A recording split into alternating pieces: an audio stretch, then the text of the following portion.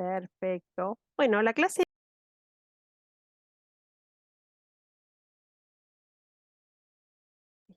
me desactivé, porque es el comienzo del aparato locomotor, comienzo del módulo, y entonces, para empezar a hablar de los miembros superiores y de los miembros inferiores, vamos a hablar un poquito de la generalidad del esqueleto y de las articulaciones.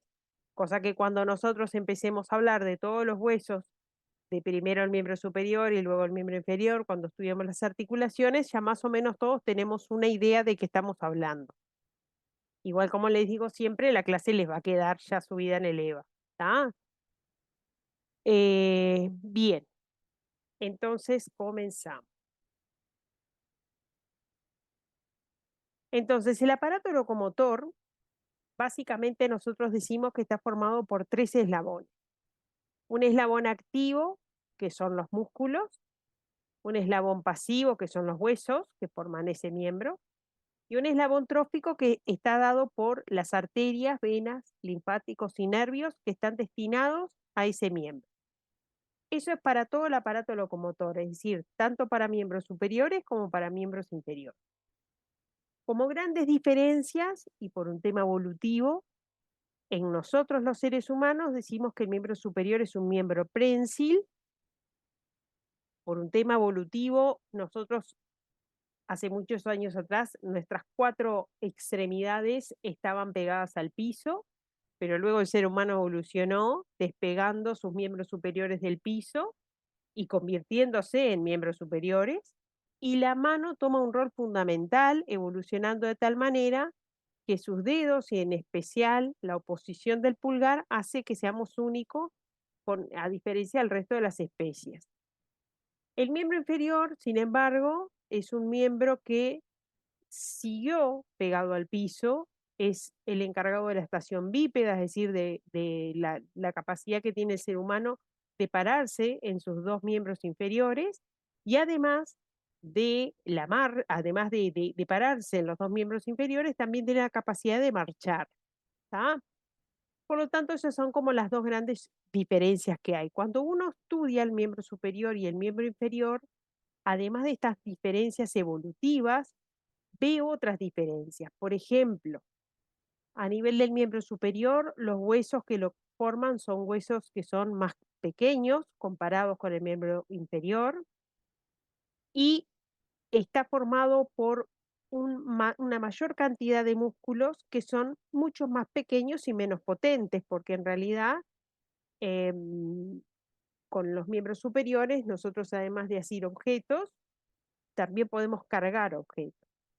Pero el miembro inferior, a diferencia del miembro superior, tiene huesos más grandes, tiene mucho menor cantidad de músculos, porque los músculos son mucho más potentes, sus tendones son mucho más fuertes comparados con los del miembro inferior, y como les decía hoy, todo esto está dado porque es un miembro que está destinado a estar en posición bípeda y a marchar. Entonces, esas grandes diferencias también las vamos a ver cuando estemos con los preparados cadavéricos y veamos un miembro y el otro. El esqueleto nuestro, que está conformado aproximadamente entre 206 y 208 huesos, nosotros también podemos clasificar a los huesos de nuestro esqueleto en un esqueleto axial. El esqueleto axial se corresponde con el cráneo, la columna, que incluye no solamente las vértebras, sino el sacro y el coxis, y la jaula torácica. Eso es el esqueleto axial. Nosotros que ya estudiamos el módulo de neuro, el cráneo forma parte del esqueleto axial. La columna vertebral forma parte del esqueleto axial también. Todavía no llegamos a la caja torácica porque no estudiamos tórax aún. El esqueleto apendicular es el esqueleto que forman los miembros superiores y los miembros inferiores. Y las cinturas son el nexo que tiene el esqueleto apendicular con el tronco. La cintura escapular, que está formada por la clavícula hacia adelante y el omóplato hacia atrás, lo que va a hacer es unir al miembro superior al tórax. Mientras que la cintura pelviana, que está formada por la unión de los dos huesos coxales al sacro y al coxis, lo que va a hacer es unir el miembro inferior a la pelvis. Por lo tanto, nosotros dentro de los huesos que forman el esqueleto humano, lo podemos clasificar en huesos que forman parte del esqueleto axial, huesos que forman parte del esqueleto apendicular y huesos que forman parte de las cinturas escapular y pelviana. Entonces vamos a hablar un poquito de los huesos en general. Un hueso es un órgano. Es un órgano porque está formado por diferentes tejidos que cumplen una función específica. En el caso del módulo que vamos a estudiar ahora, que es el aparato locomotor, tiene como función principal el sostén del cuerpo y la distribución de fuerza. Pero además, dos o tres huesos entre sí se unen para formar articulaciones y por ende ejecutar movimientos, diferentes movimientos del aparato locomotor. Los huesos también sirven como protección de órganos y sistemas. Nosotros que venimos de estudiar neuro, vimos cómo los huesos que forman el cráneo formaban una cavidad, que era la cavidad craneana, que tenía por función la de proteger al encéfalo que estaba en su interior. También vamos a ver que ocurren cosas similares en el resto del cuerpo. Tienen una función hematopoyética, hay algunos huesos, como por ejemplo el esternón o un sector del hueso coxal, que tiene por función la de formar células sanguíneas. Y además es un blanco hormonal y reservorio de minerales. Recordemos que en las personas mayores la osteoporosis, por ejemplo, es la pérdida de uno de los minerales más importantes que tienen los huesos, que es el calcio. Y por ende eso lleva a una fragilidad de esos huesos que tienden o son más propensos a fracturarse. Podemos clasificar a los huesos de nuestro cuerpo según un punto de vista geométrico, en largos, cortos y planos. Nosotros vimos en el módulo anterior ejemplos de huesos planos como los huesos del cráneo. También vimos ejemplos de huesos cortos como las vértebras. Y en este módulo, en el módulo de locomotor, vamos a ver ejemplos de huesos largos. Por ejemplo, el húmero, el radio, el cúbito, que son huesos del miembro superior, el fémur, la tibia, el peroné, que son huesos del miembro inferior. Desde el punto de vista arquitectural, según la arquitectura de esos huesos, ya sabemos que está formado por hueso compacto hacia afuera. Lo vimos con las vértebras, lo vimos también con los huesos del cráneo y hueso esponjoso en su interior. Siempre el hueso compacto es el que le da rigidez, es el que le da la solidez al hueso, y recordemos que en estos huesos del aparato locomotor están revestidos por periósteo. No sé si alguno de ustedes sufrió alguna vez alguna fractura, pero en las personas que se fracturan los huesos, lo que duele no es la fractura del hueso, sino la rotura del periósteo, que tiene una muy, muy voluminosa inervación. Y eso es lo que duele, no la rotura del hueso en sí. En el interior de cada hueso vamos a encontrar diferentes cantidades de huesos esponjosos según el hueso que estemos estudiando. Y como ya sabemos, el hueso esponjoso está conformado por laminillas óseas que en su interior presentan tejido muy vascularizado. Como ya dijimos, en algunos huesos, no en todos, en el interior vamos a encontrar médula ósea, que tiene una función hematopoyética, es decir, de formación de células sanguíneas, y el periósteo, que es esa lámina que rodea el exterior de los huesos, que es muy vascularizado y muy inervado, y eso es lo que duele cuando el hueso se rompe. ¿Tá? Y también favorece la reparación y crecimiento del mismo hueso. Y dependiendo de la edad que tengamos, si somos niños o adolescentes, vamos a tener la presencia de cartílagos fisarios, que permite el crecimiento en longitud del hueso. Si yo no tengo a la persona adelante, pero veo una radiografía, por ejemplo, yo puedo a través de esa radiografía saber si estoy frente a una persona joven o una persona adulta por la presencia o no de cartílagos fisarios que en una radiografía se ven muy bien. Esto es un poco lo que hablábamos de la clasificación según la arquitectura del hueso.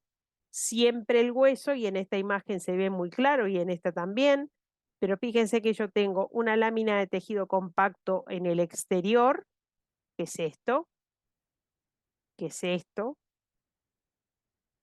Esto es muy duro, muy difícil de romper, todo eso es hueso compacto. Y en el interior, todo esto es hueso esponjoso, todo esto son laminillas que dejan espacios entre sí. En este caso estamos viendo un ejemplo de dos huesos articulados entre sí. Esto es el fémur en un corte longitudinal, donde yo sigo viendo acá, por ejemplo, el hueso compacto, donde estoy viendo la disposición de laminillas óseas. Esas laminillas van a estar más, más ¿cómo se dice? Van a estar acumuladas en los sectores donde los huesos soportan más fuerza, ¿tá? Y en este caso el fémur soporta mucho más fuerza a nivel de la extremidad superior.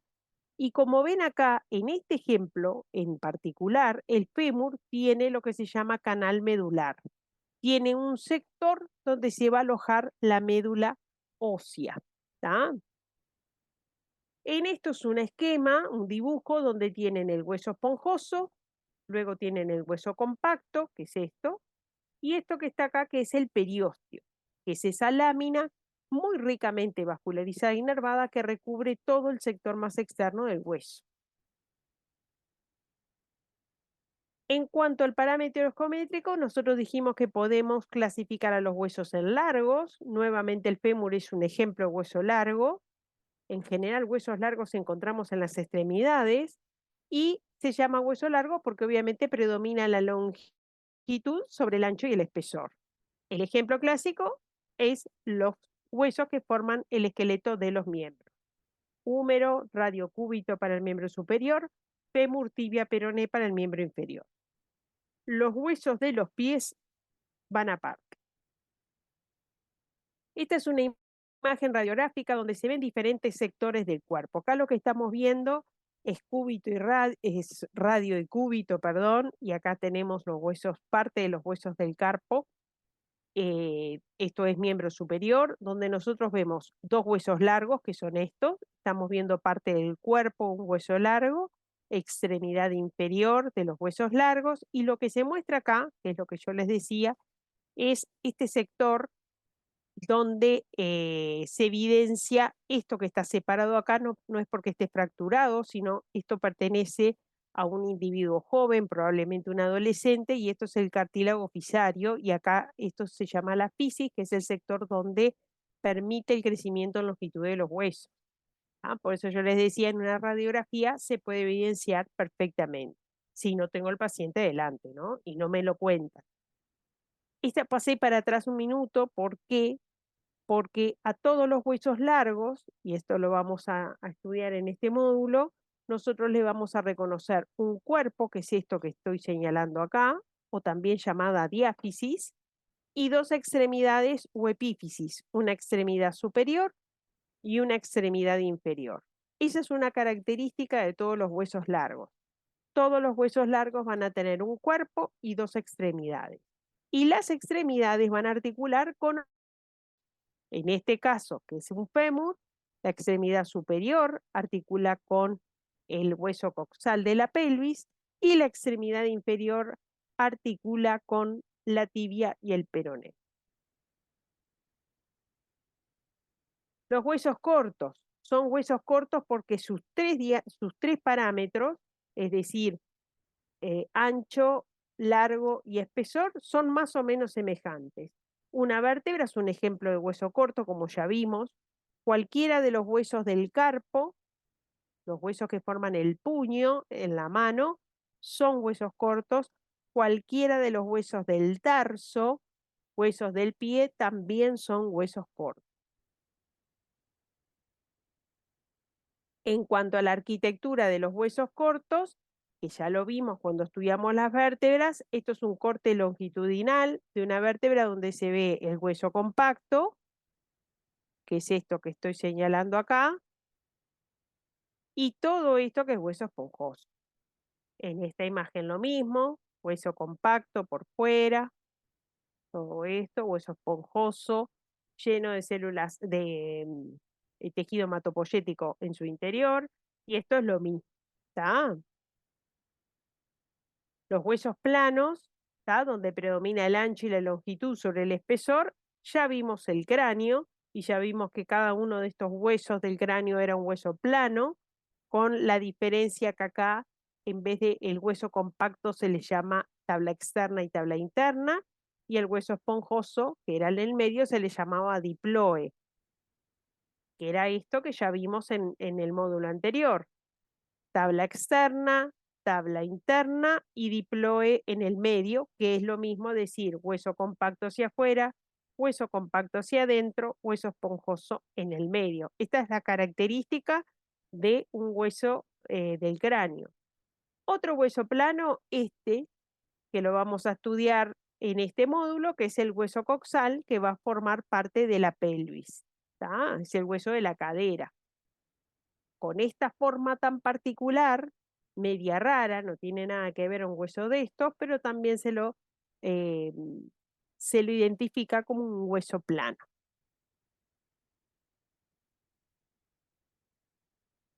Entonces, como decíamos, ¿cómo distribuimos esos 206, 208 huesos en todo el cuerpo?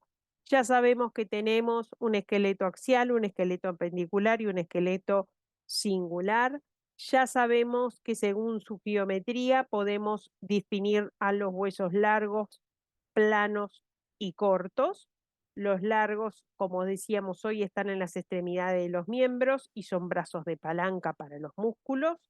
Los planos se vinculan con cavidades, el cráneo, los huesos del cráneo que van a formar la cavidad craneana, la pelvis, los huesos coxales que son huesos planos que van a formar la cavidad pelviana y por lo tanto su función fundamental es de protección, y los huesos cortos, que los vemos en la columna vertebral, en el esqueleto, formando parte del esqueleto del pie y de la mano, van a tener como función principal el soporte y transmisión de fuerzas. ¿Está?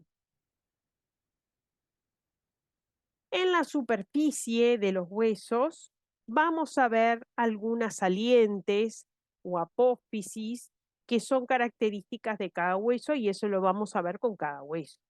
Y además también podemos ver que todas esas características óseas que están en el sector más externo de ese hueso las podemos dividir si son articulares o no articulares. Voy a ir un minutito para atrás.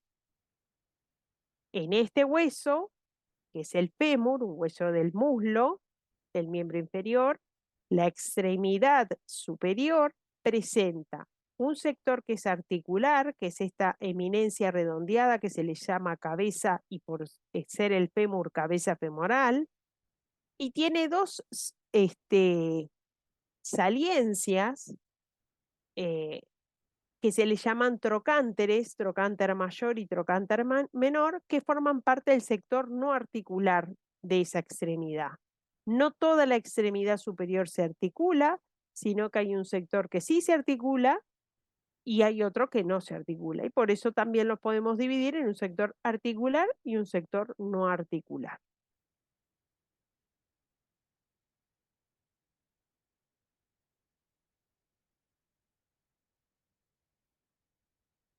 Los sectores no articulares, aquellos que no forman parte de ninguna articulación, van a recibir las inserciones de ligamentos o músculos. Se pueden llamar de diferentes, con diferentes nombres según el hueso y lo que encontremos. Como les decía hoy, tuberosidad mayor y menor, como lo acabo de decir para el fémur, tubérculo, espina, cresta, línea, todas son características que tiene el hueso en su sector más externo y que lo distinguen de otros huesos, por ejemplo. Las superficies articulares son más que nada el sector donde articula ese hueso con otro hueso para formar una articulación que después veremos qué tipo de articulación forma. Y bueno, esto no es para que les quede en la diapo, pero nadie se los va a preguntar así como está, pero sepan que a los huesos son, como dijimos que eran órganos, son órganos muy ricamente vascularizados. Y los vasos que llegan a los órganos llegan por diferentes sectores. Cuando uno comienza a estudiar los huesos, ve que en los huesos hay orificios, forámenes, por donde penetran las arterias que van a irrigar al hueso, y esos orificios son de tres órdenes. Hay un orificio principal, que en general es el orificio nutricio principal del hueso, que en general se encuentra en la diáfisis de los huesos largos, y hay otros orificios de segundo orden y de tercer orden más pequeños que se encuentran en las extremidades, por donde también penetran arterias que van a vascularizar esos sectores del hueso. Nadie les va a poner una foto de un hueso con un orificio y les va a señalar eso, pero lo van a leer en los libros, se los dejo acá en la diapositiva. Los huesos largos tienen la característica de que como son huesos que siguen creciendo, tienen una vascularización especial, tanto para en la diáfisis que es la principal, pero también el periósteo, como les decía hoy, está muy ricamente vascularizado y hay arterias que también son específicas del periósteo. Y en los niños o en los adolescentes que están creciendo también tienen una vascularización especial en el sector donde está la fisis, el sector del crecimiento del hueso. O sea que bueno, eso también para que lo tengan ahí, no es para que se estresen con estas cosas. Los huesos planos también tienen su irrigación especial, arterias que le llegan por el periósteo y arterias que le llegan directamente por los orificios que hay en los diferentes huesos, no importa. Y acabamos con las articulaciones. Por lo tanto, de los huesos, en general, uno tiene que saber, cuando hablamos de un hueso X, lo que sé del húmero, del cúbito, radio, el carpo, los huesos de la mano, uno tiene que saber en primera instancia a qué sector del esqueleto pertenece, es decir, si es del esqueleto axial, singular, apendicular. Por otro lado, uno tiene que saber el hueso que estamos estudiando, si es largo, plano o corto, porque esas cosas se preguntan, ¿tá? Y hay algunas características de algunos huesos que son importantes y se las vamos a ir diciendo a medida que vayamos transitando por el miembro en cuestión. Y las articulaciones. ¿Qué es una articulación? Una articulación es un conjunto de huesos, en general dos o más huesos que se articulan entre sí. Eso es una definición de una articulación cualquiera sea. Según el movimiento que tenga esa articulación, podrá ser inmóvil, y a eso se le llama una articulación de tipo sin artrosis. Ya vimos un ejemplo de articulación sin artrosis, que es la articulación de los huesos planos del cráneo. Esas articulaciones no se mueven. Por lo tanto, son un ejemplo bien claro de una sin artrosis. Una amplia artrosis, también la vimos, es una articulación semimóvil. Una articulación semimóvil, por ejemplo, es la articulación que existe entre el disco intervertebral y los dos cuerpos vertebrales. Eso es una amplia artrosis. Y una diartrosis, que son la mayor parte de las articulaciones de los miembros superiores e inferiores, es la articulación más móvil. Es una articulación que me permite todos los movimientos en el espacio. Y en los libros nuevos ustedes la van a encontrar como una articulación sinovial. O sea que para nosotros decir una articulación de diartrosis es lo mismo que decir una articulación sinovial. Vamos a hablar de la sinartrosis. Como le decía, el ejemplo más claro es la articulación entre los huesos planos del cráneo. Que dijimos que la articulación de estos huesos planos formaban las suturas, que son todas estas líneas que nosotros vemos acá. Todo esto es la fusión de los huesos del cráneo. Cuando la cavidad craneana ya alcanzó su crecimiento máximo,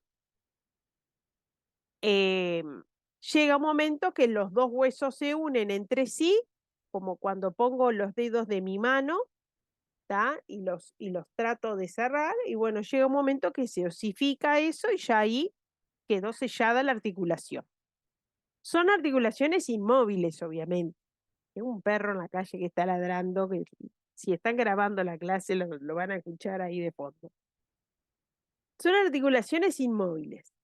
¿Tá? Los huesos, ¿qué quiere decir que la articulación es inmóvil? Que estos huesos que están así articulándose entre sí no se pueden mover. Están reunidos por cartílago. Cuando se reúnen por cartílago, que es lo que ocurre al principio, se llama sincondrosis. Si están reunidos por tejido fibroso, se llama sinfibrosis o suturas. Las suturas pueden ser de diferentes tipos. Esto no importa porque nadie les va a poner una foto de un cráneo y les va a decir a ver qué tipo de sutura es esta. Simplemente con que ustedes sepan que los huesos del cráneo son huesos planos, que están articulados por una articulación inmóvil que se llama sinartrosis, ¿tá? Y que cuando se osifican, cuando se terminan de unir, forman las suturas, ya con eso está.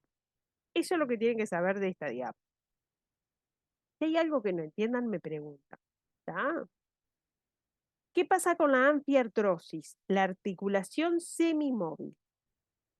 Una anfiartrosis ya la vimos, por ejemplo, la articulación, como les decía yo, entre los dos cuerpos vertebrales y un disco intervertebral. Esta es una articulación que es poco móvil, no es inmóvil, es poco móvil. Pero acá voy a hacer una salvedad. Denme un segundo, voy a cerrar las ventanas porque este perro me está...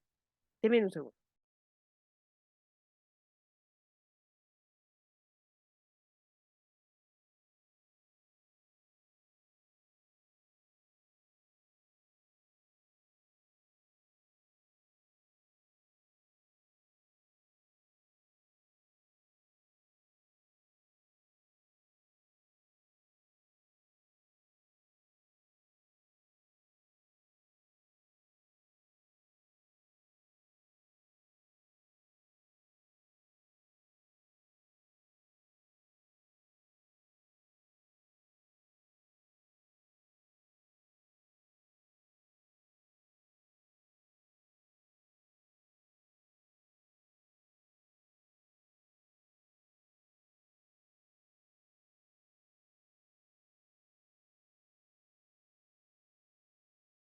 Bueno, volví. Entonces, como decíamos hoy, la anfiartrosis es este tipo de articulación que es una articulación semimóvil. ¿Qué quiere decir eso? Que tiene un poco más de movimiento, o sea, tiene movimiento, pero tampoco un disparate. Acá tengo que hacer un impas, ¿no? Y acá voy a aclarar una cosa. Cuando ustedes estudian en los libros este tipo de articulación, les dice que es una anfiartrosis y que es una articulación semimóvil. Eso es cuando estamos estudiando una articulación. Pero nosotros que ya estudiamos la columna vertebral, deberíamos saber que la sumatoria de todas las anfiartrosis es lo que hace que la columna sea una articulación muy móvil. Todas las anfiartrosis se suman y posibilitan que la columna vertebral tenga los movimientos en todos los planos del espacio, es decir, gracias a la sumatoria de todas las anfiartrosis, yo puedo realizar movimientos de flexoextensión, rotación externa e interna, lateralidad y circunducción, que es la sumatoria de todo. Y eso lo puedo hacer porque todas las anfiartrosis a lo largo de la columna vertebral se unen. Por eso hice un parate porque me parece que es importante entender ese punto. Otro ejemplo de anfiartrosis es la articulación sacroilíaca entre el hueso ilíaco de la pelvis y el sacro. es una articulación semimóvil. Lo mismo pasa con la articulación entre ambos pubis, la articulación llamada de sínfisis pubiana. En la mujer, y en el momento del parto, estas articulaciones aumentan su movilidad, lo que posibilita el aumento del diámetro de la pelvis, que permite el mejor pasaje del móvil fetal desde la pelvis hacia el exterior. Eso es en la mujer en el momento del parto. Una vez que el feto ya salió y el niño nació, esto vuelve a la normalidad. En el hombre claramente eso no pasa, pero también es catalogada como una anfiartrosis. Estas anfiartrosis, ya lo estudiamos en la columna, están unidas por ligamentos. Ligamentos, recuerden, en el caso de la columna vertebral teníamos el ligamento común vertebral anterior o longitudinal anterior hacia adelante, el ligamento común vertebral posterior o longitudinal posterior hacia atrás, diferentes ligamentos que están uniendo a los diferentes sectores óseos entre sí. O sea, acá hay un montón de ligamentos que unen a estas piezas que se van a articular entre sí. Y la característica que tienen estas articulaciones es que carecen de cavidad articular, a diferencia de lo anterior.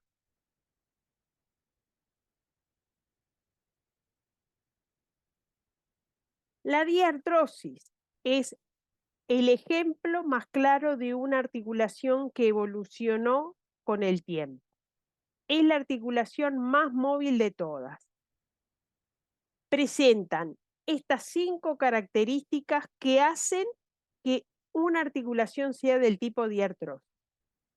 ¿Qué tiene que tener una articulación para hacer una articulación del tipo diartrosis? Tiene que tener superficies articulares revestidas por cartílago. Tienen que formar una cavidad articular. Tienen que tener una membrana sinovial que tapice el interior de esta cavidad articular. La membrana sinovial genera líquido sinovial que baña y nutre a todas las superficies articulares. Por fuera tienen que estar unidas por una cápsula articular. Y además tienen que tener ligamentos pasivos y ligamentos activos. A partir de ahora en este módulo, todo ligamento activo del cual nosotros hablemos es lo mismo que hablar, es igual a un músculo. Un ligamento activo es un músculo. Un ligamento pasivo es un ligamento. ¿Está? Común y silvestre. Ejemplo. Para los futboleros, para la gente que le gusta el fútbol. Un ligamento pasivo es el ligamento cruzado de la rodilla. Un menisco de la rodilla es un ligamento pasivo. Un ligamento activo es el músculo, cuádriceps, el tríceps sural, los gemelos, no sé, en fin, el tibial posterior. Esos son ligamentos activos. ¿Está? O sea que cuando nosotros hablamos de una articulación del tipo de artrosis, además de saber que es la articulación más móvil de todas, tiene que tener estas 5 características. Si no tiene estas 5 características, no es una diartrosis. Acá le puse 2 ejemplos de diartrosis. La articulación de la rodilla es una.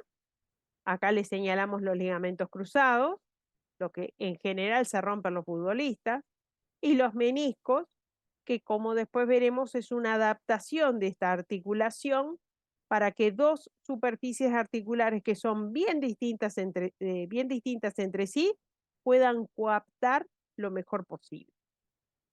Este es otro ejemplo de articulación de tipo de artrosis, la articulación entre la escápula y el húmero. Acá el húmero no lo tengo, pero sí tengo la escápula.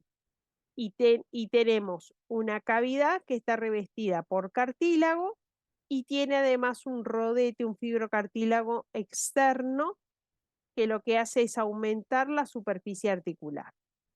Estas son adaptaciones que nuestro organismo ha sufrido con el tiempo que ha hecho realmente de estas diartrosis las articulaciones más especializadas y evolucionadas de todas las que tenemos, o por lo menos las que tiene el ser humano.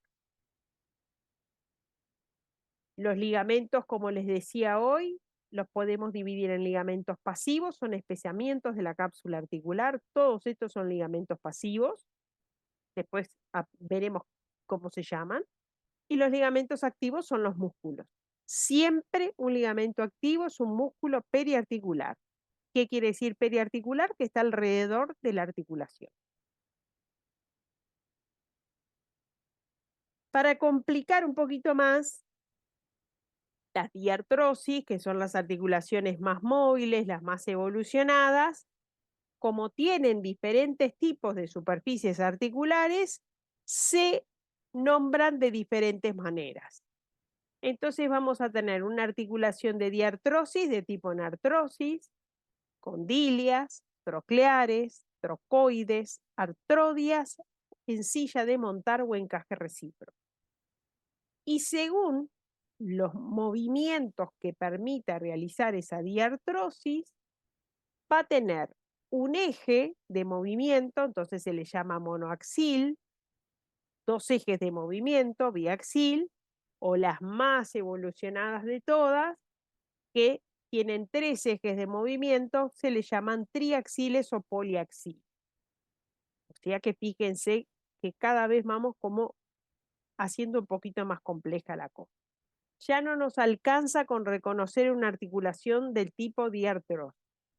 Ahora tenemos que saber que es una articulación del tipo de diartrosis, pero tenemos que saber de qué subtipo es. ¿Es una anartrosis, una condilia, una troclear, una trocoide, una artrodia o una encilla de montar? Y además tenemos que saber cuántos ejes de movimiento tienen. Un eje, dos ejes o tres ejes. Y eso solamente pasa para la diartrosis. La sinartrosis y la anfiartrosis, eso no ocurre.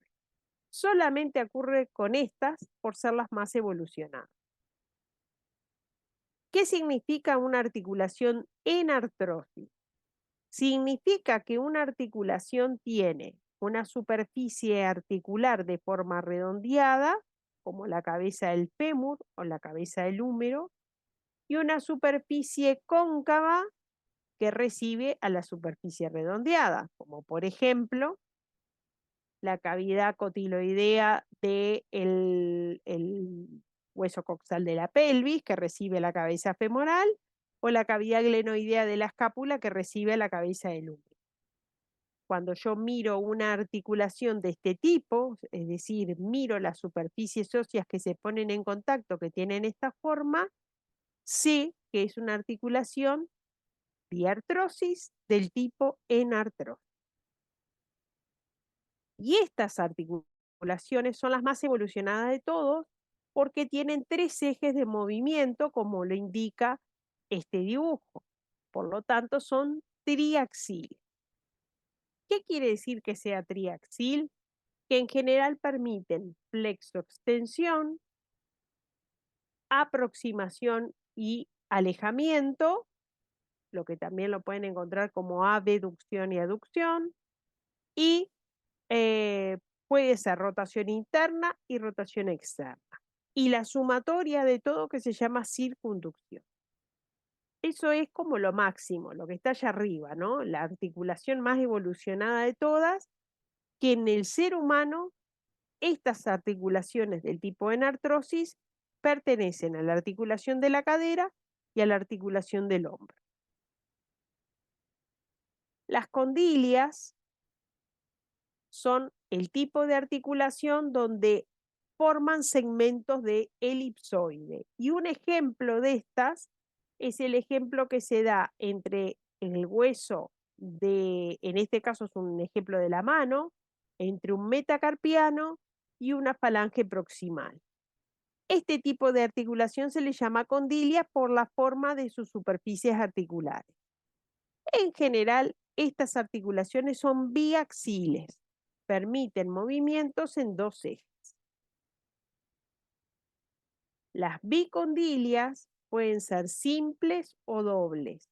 Los ejemplos que se ponen acá es la articulación temporomandibular, la articulación entre el hueso temporal de la base de cráneo y la mandíbula. Y obviamente la articulación de la rodilla es una bicondilia doble. ¿Por qué? Porque el fémur tiene dos cóndilos, que es lo que se ven acá, que articulan con la meseta de la tibia. Estas articulaciones, como son dos superficies que son muy distintas entre sí, necesitan una adaptación que es un fibrocartílago con forma de menisco.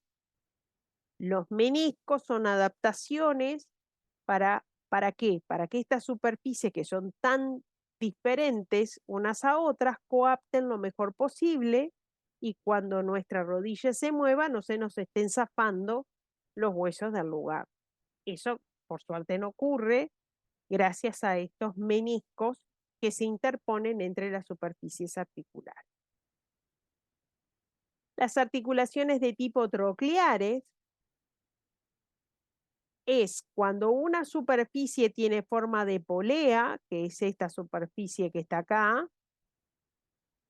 y la otra superficie articular que la recibe tiene una forma totalmente opuesta. ¿Tá? Un ejemplo de esto es la articulación del codo. La articulación que ocurre entre la extremidad inferior del húmero, que se le llama tróclea humeral, y una superficie que la recibe bien opuesta, que es la cavidad sigmoidea mayor del cúbito, uno de los huesos del antebrazo. Esta articulación en general permite movimientos en un solo eje, por lo tanto es monoaxil. La articulación del codo es tan particular, porque veremos que en realidad el codo tiene otras articulaciones, pero esta articulación del codo permite movimientos de flexo-extensión. La trocoide es la otra articulación del codo. Me voy un poquito para atrás. Hoy vimos la articulación entre el húmero y el cúbito. La trocoide es la articulación entre el radio y el cúbito. El radio y el cúbito. Estas articulaciones, una es un segmento de cilindro y en la otra es una superficie que la recibe, opuesta al segmento de cilindro. Y también permiten movimientos de rotación, por lo tanto son monoaxiles, tienen movimientos en un solo eje. Y esa es trocoide. Fíjense que los nombres marean, ¿no? Pero si uno se fija, la forma de las superficies articulares son bien distintas. Enartrosis, condilias o bicondilias, trocleares, trocoides, artrodias o planas. Las artrodias o planas son superficies prácticamente planas, ¿tá? No tienen mucha cosa, y solamente permiten movimientos en un solo eje, por lo tanto son monoaxiles y los movimientos que pueden permitir este tipo de superficie son movimientos de deslizamiento. Algunas de las articulaciones entre los huesos del carpo son artrodias o planas. Y la última que es sencilla de montar porque las superficies asemejan a una silla de montar, como las sillas estas de los caballos, de montar caballos, superficies articulares que son cóncavas en un sentido y convexo en el otro, y permiten en general movimientos en torno a dos ejes, por lo tanto son biaxiles. ¿Tá? Un ejemplo acá es la articulación trapecio-metacarpiana, articulación de la mano, una de las articulaciones de la mano. Y por lo tanto, según la cantidad de ejes que nosotros tengamos en esa articulación, monoaxil, biaxil o triaxil, podremos realizar movimientos de flexo-extensión. Esta es la extensión donde se aleja el miembro superior del cuerpo, que puede ser hacia adelante o puede ser hacia atrás. La flexión acá no la tiene, pero la flexión es el movimiento de llevar la mano hacia acá, igual después lo vamos a ver, pero es la acción opuesta. La separación o abducción con B larga, que aleja el miembro hacia afuera del eje del cuerpo. la aducción que hace lo opuesto, es decir, la aproximación del miembro superior al eje del cuerpo, sería tener el miembro pegado al cuerpo, eso es aducción o aproximación.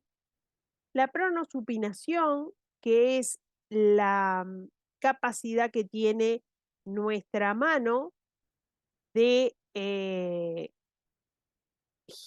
girar la palma de la mano hacia arriba o hacia abajo, eso es pronosupinación. Y la rotación, que es cuando uno está con una flexión, podemos acercar el brazo hacia el cuerpo y eso es rotación interna, o alejarlo del mismo y eso es rotación externa. O sea que el miembro superior tiene la capacidad, a través de las diferentes articulaciones, de realizar todos estos movimientos. Algunos son característicos de un sector, como por ejemplo la pronosupinación, que es característico del antebrazo. ¿Tá? Pero eso después lo veremos con cada uno de los segmentos del miembro superior. La sumatoria de todos los movimientos en aquellas articulaciones que permiten el movimiento en tres ejes, es la circunducción, que es la sumatoria de todos esos movimientos, es decir, la sumatoria de la flexoextensión, de la aproximación y del alejamiento, de la rotación interna y externa. Toda esa sumatoria de movimientos se le llama circunducción.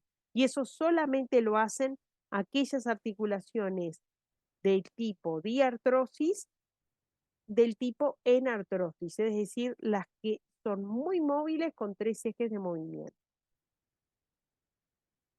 Eso es para que ustedes tengan algo así como muy básico general de, de los huesos y de las articulaciones. Pero a partir de la próxima clase, que empezamos a estudiar cada una de las regiones del miembro superior, vamos a ver que cada una de las regiones tiene articulaciones y vamos a ir repasando todos estos conceptos. De tal manera que cuando nosotros terminamos el miembro superior y vayamos a ver en el cadáver y demás, nosotros cuando yo les digo, o cuando hablamos, por ejemplo, de la articulación escápulo-humeral, o cuando hablemos de la articulación húmero-cubital, ustedes ya en su mente ya más o menos tengan una idea de qué estamos hablando. Por eso me pareció importante hacer primero una presentación con cosas bien generales para después ir adentrándonos de a poquito en cada uno de de las regiones del miembro superior. ¿Tienen alguna duda, gurises? ¿Les quedó? Me imagino que debe ser como un mazazo que tienen que ir, eh, bueno, como ir razonando un poco, pero no sé si les quedó más o menos claro o les quedan dudas.